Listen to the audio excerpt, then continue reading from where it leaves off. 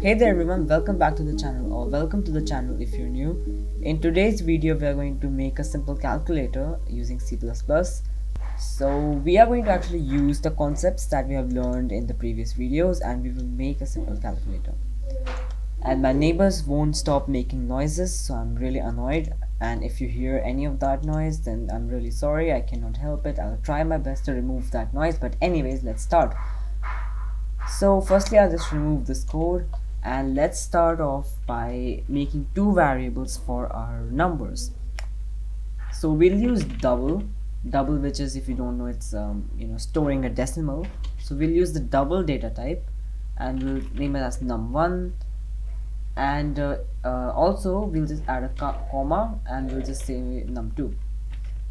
Now if you didn't know, you can actually basically say a data type and you can define two variables in the same line. So you can just separate them with a comma and it will define num1 and num2 for you. It's just a compact way of doing it.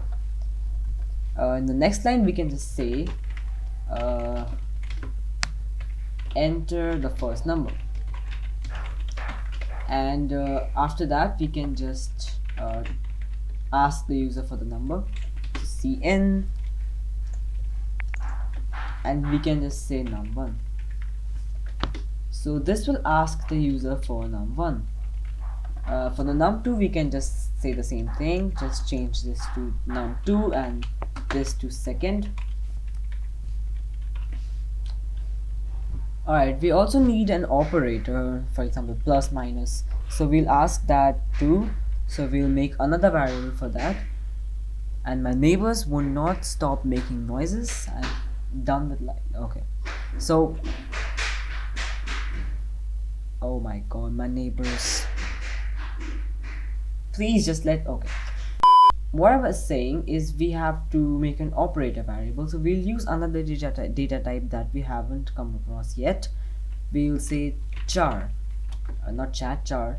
So char is basically storing a character in computer's memory, for example x, y, 1, 2, basically a character. Alright, like any single key or any single keystroke, any single character, you get my point.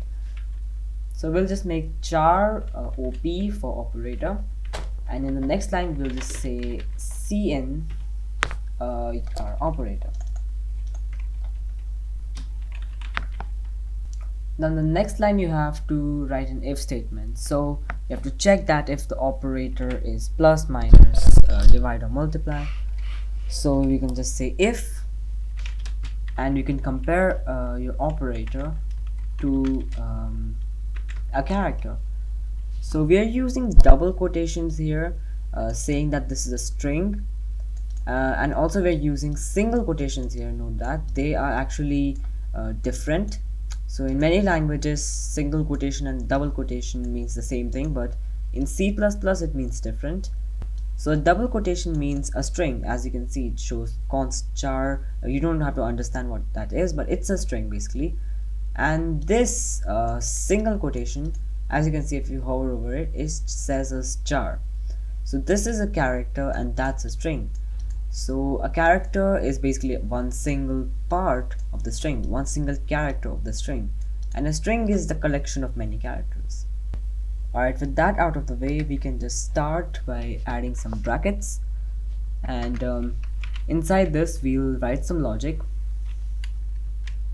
Now I challenge you to go ahead and write the other if statements, so just say else if, and you can just compare OP to other things such as minus and so on. So go ahead and give that a go. Alright, welcome back. Let's just start off by adding these brackets, and what I'll just do, I'll just copy this line.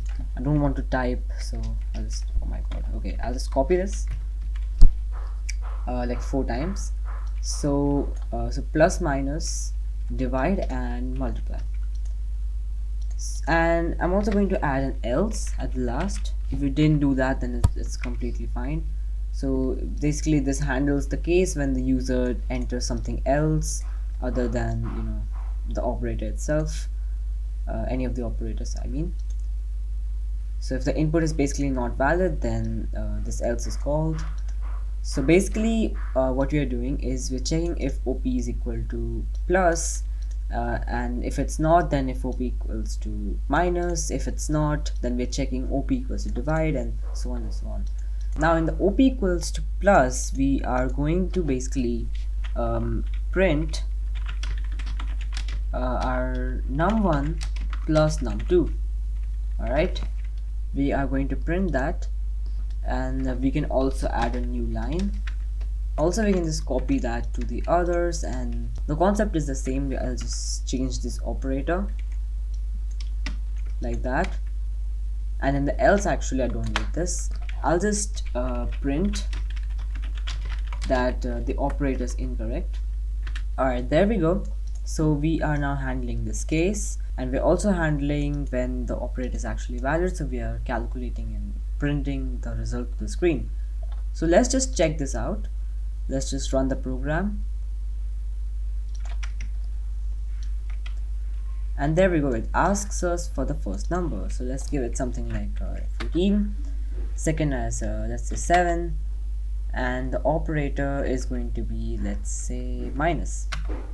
So there we go. It actually subtracts them and it gives us the result. Alright, so that was it for this video. If you liked it, then please make sure to leave a like and do subscribe to the channel. It really helps me keep going. I'll see you in the next one.